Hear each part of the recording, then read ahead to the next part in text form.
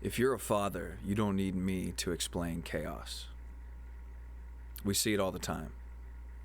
No matter what age you have, what age children you have,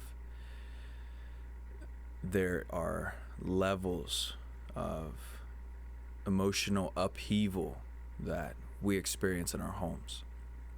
This could be the most basic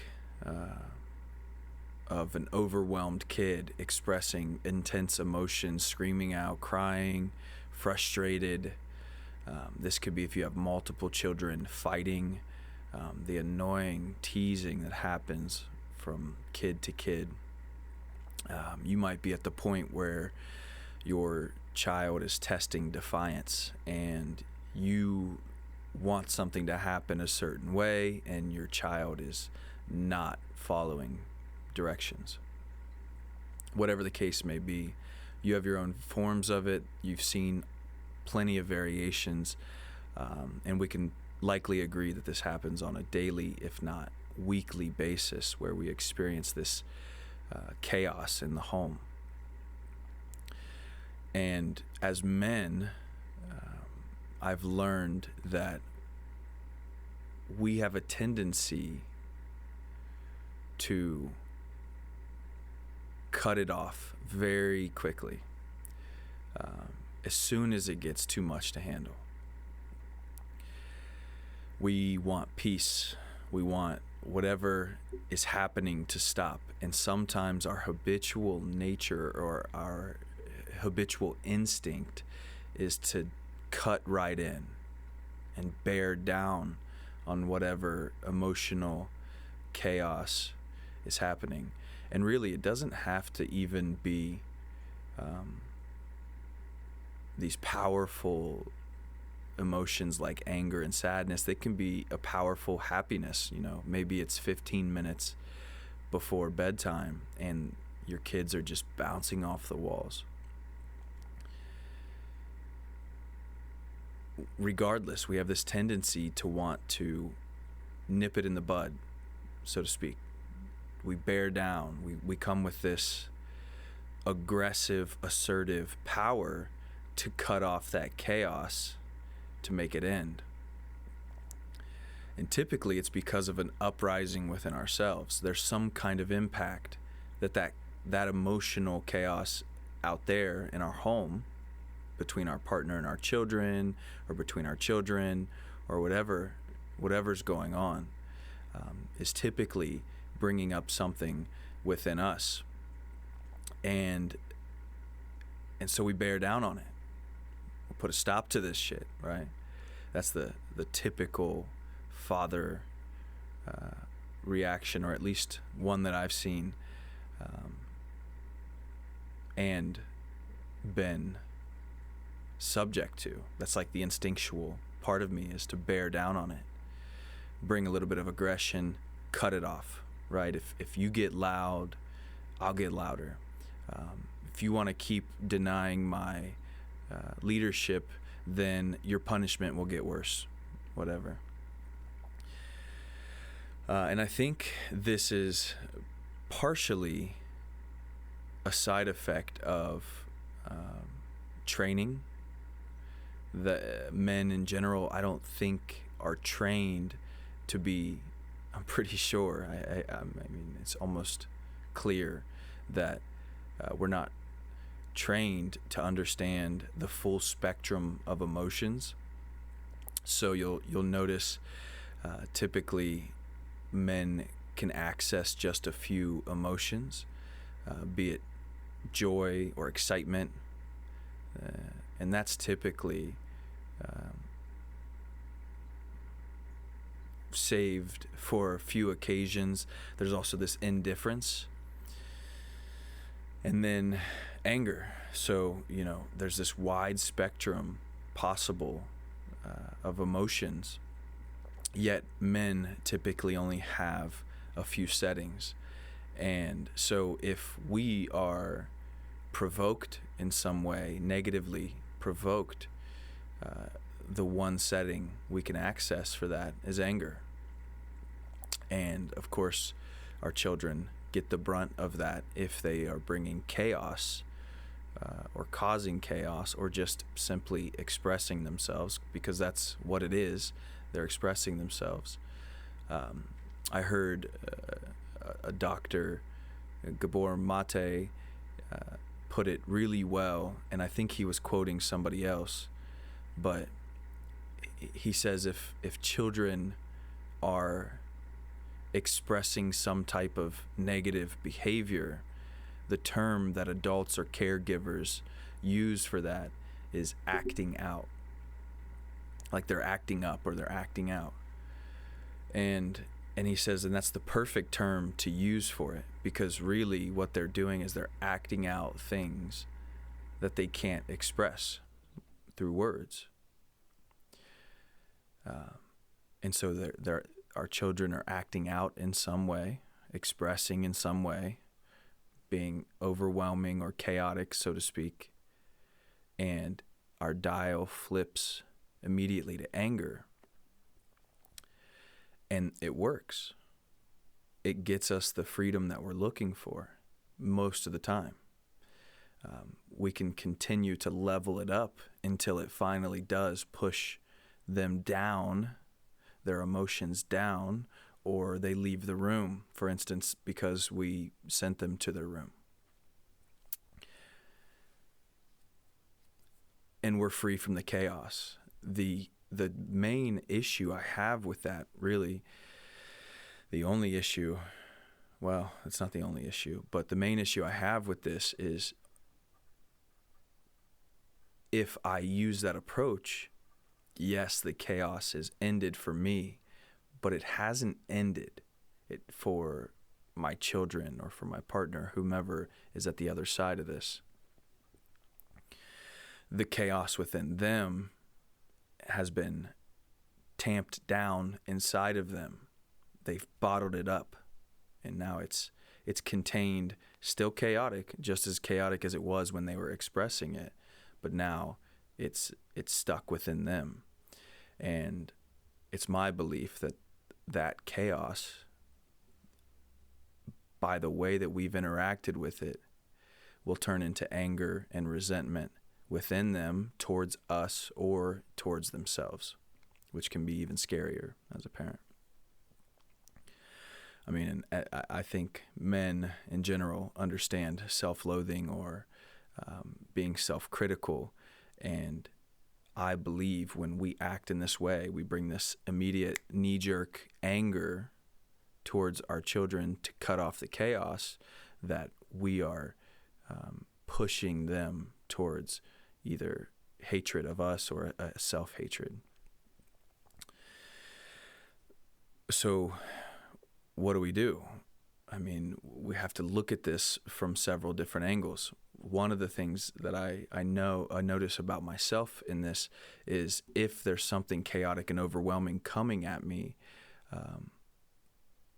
there's two main ways that I show up. And one is that chaos kind of pushes me around, and it makes me react on the basis of whatever charge is coming at me. It's like I'm grabbing onto a horse and just being dragged through the mud. And then the other way is more of a dance. When I am grounded and clear, it's me as a separate person showing up to meet whatever's happening, and that chaos does not have a significant impact on my state or my intentions. And so we want, as fathers, to be able to program or reprogram ourselves for the latter. We want to be able to experience our children in their most triggering ways, because our children, or at least I notice for myself, is it's beautiful when my children act like me and it looks great in the world. And it's not so beautiful when my children act like me and I see some of the negative traits that I carry. And so again, that can be triggering. Well, it's important that I still show up in the face of that chaos and that trigger, grounded, present, and ready to do whatever it takes to reel that energy in. So if there is a step-by-step framework for this, which there really isn't because every moment is different, but if there is, the first thing I would say for any man who's experiencing a chaotic moment in his home is to stop. Stop. Whatever your body's telling you to do, whatever you want to say, wherever you want to go, if you're pacing or physically moving, just stop. It's my experience that my mind and body will slowly begin to mimic whatever speed I am moving at. So if you want to slow down your thoughts or slow down your home, just sit still, stand still, wherever you're at. I've had moments where literally I was so frustrated and all I wanted to do was just like yell at my children that I just sat there on my knees in the middle of the floor and I stopped moving because I knew every approach that I was about to take was an approach that would have me regretting the way that I handled the situation when I started to calm down afterwards. The next step is to focus inward. So there's external chaos, and it's very human of us to look at that external chaos and think that we have to organize it in order for us to feel safe. That's the human experience, right? Something crazy is happening out here, and we're monitoring how safe we are, and what do we have to do to actually become safe? Well, in these instances, there's typically not an issue of safety, although our body feels like it. So instead of, and honestly, this would probably be appropriate in many instances where there is issues of safety, and that is to focus inward, to see what our emotional state is, to notice the sensations that are moving through our body. So we stop and we start to feel, whoa, I'm really angry. Whoa, I'm really afraid, or I'm scared. And little bits and pieces of what's happening within us will become clear. But mostly what's important here is that we're feeling into our body versus reacting from this mental place.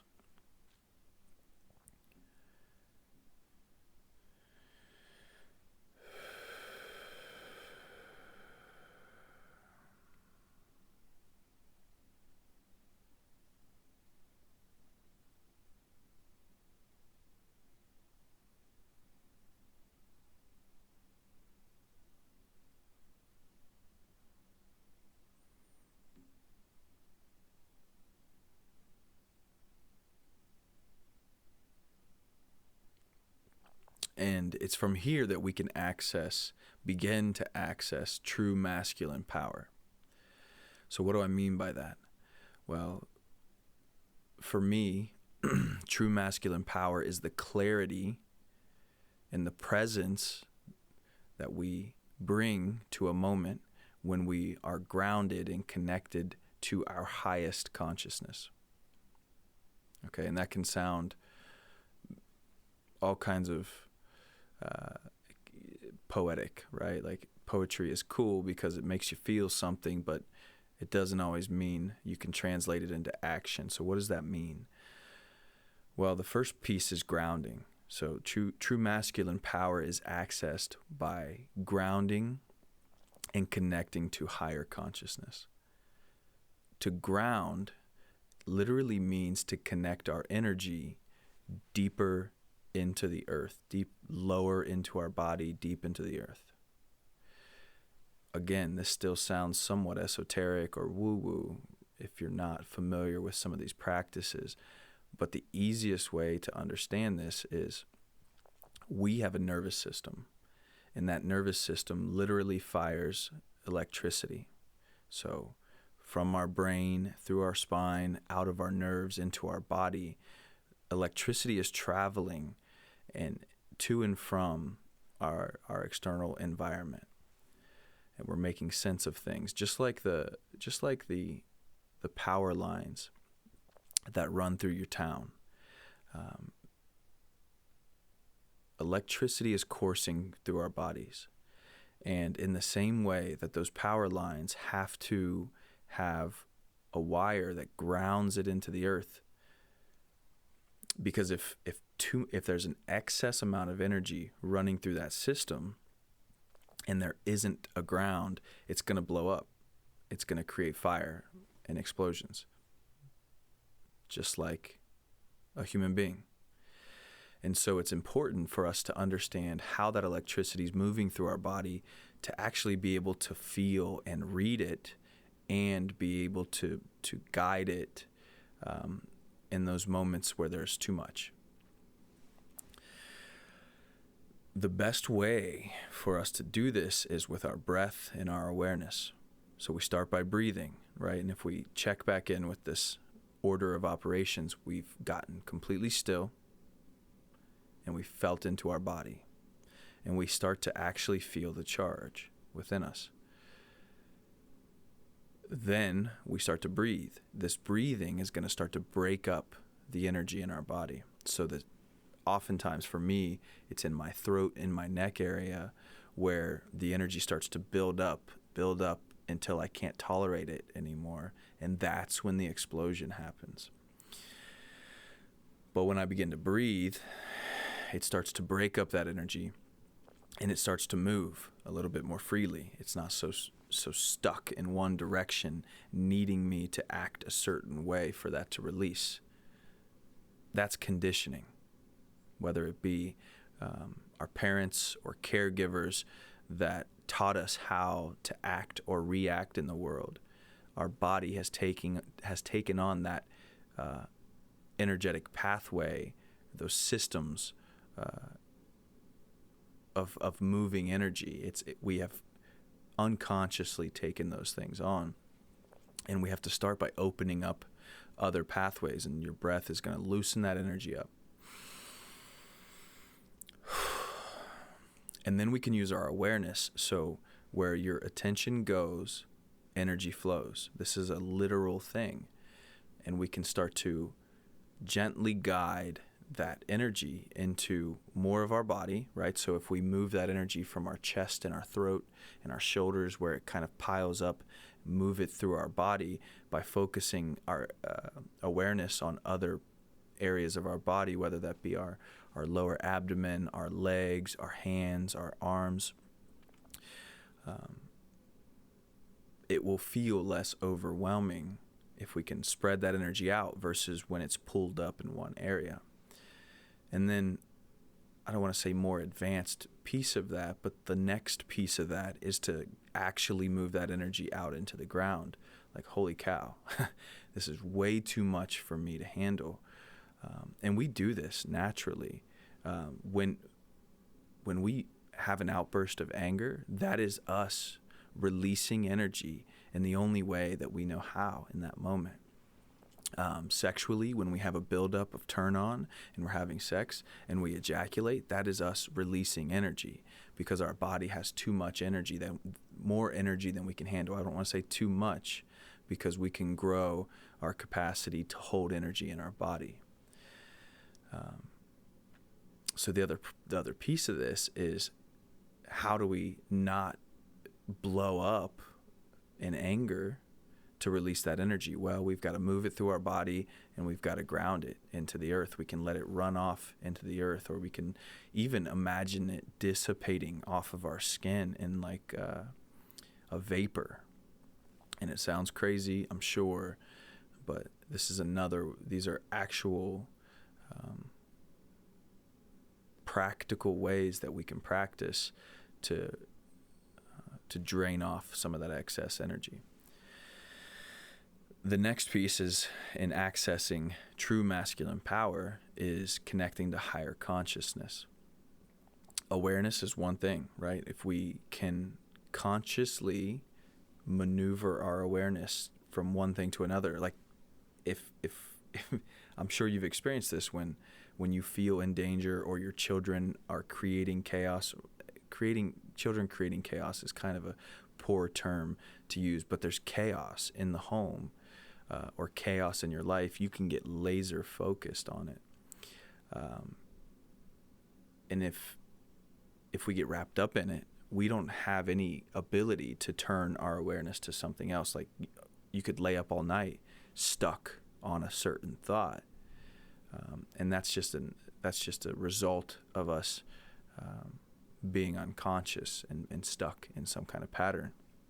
So to reach a higher level of consciousness, one of the first ways to do that is to be able to maneuver and turn our awareness to other places. First one being from the external to the internal. The next piece being moving our awareness through our body and into the ground, and making our consciousness bigger than this problem that's right in front of us. But the other pieces I think need to be brought in general, but specifically when we're dealing with our children, is love and vitality. All right. So love, obviously we know what that is. I like to call it or define it as a recognition or admiration of somebody's value. And this can be their inherent value as a human being, or if we're unable to access that idea, their value to us in our lives. So if we are freaking out internally, right, we're just all wrapped up in this chaos, can we find this sliver of love, of how important that person is to us? Can we pull that in with our awareness to the moment where we're freaking out, or we're angry, or we're just really standing our ground on some kind of issue? And the other piece is vitality. And what I mean by vitality in this instance and in life in general is the ability to stay in a moment. So having the strength of will, to stay in a moment. And the way I like to think about it is, when my kids are having an emotional reaction, I like to come to the idea or the place in my mind where I can look them in the eye and they can feel that I'm willing to be in this moment forever. That I don't need to be away from this, that I don't need to run from this, that I don't need to leave them here. And that's the type of vitality I'm talking about. When your kids are overwhelmed or freaking out, emotional or fighting or bouncing off the walls, can we bring in a sliver of vitality? That I could be in this moment forever with you. That's how much I love you. And these will begin to shift the energy in the room. Right, notice I haven't said anything about talking. I haven't said, like, say this to your kid, or try this question, or whatever. I have not mentioned any of that. And if you can move forward practicing this, and keep words out of it for as long as possible, you'll notice that getting still, getting quiet, breathing, grounding yourself, accessing love and vitality, these will have an energetic impact on the room, and things will start to shift. In the same way that we are electrical beings, we as families become electrical circuits, and we as fathers can choose to cut off the circuitry and reroute it just by changing our energy.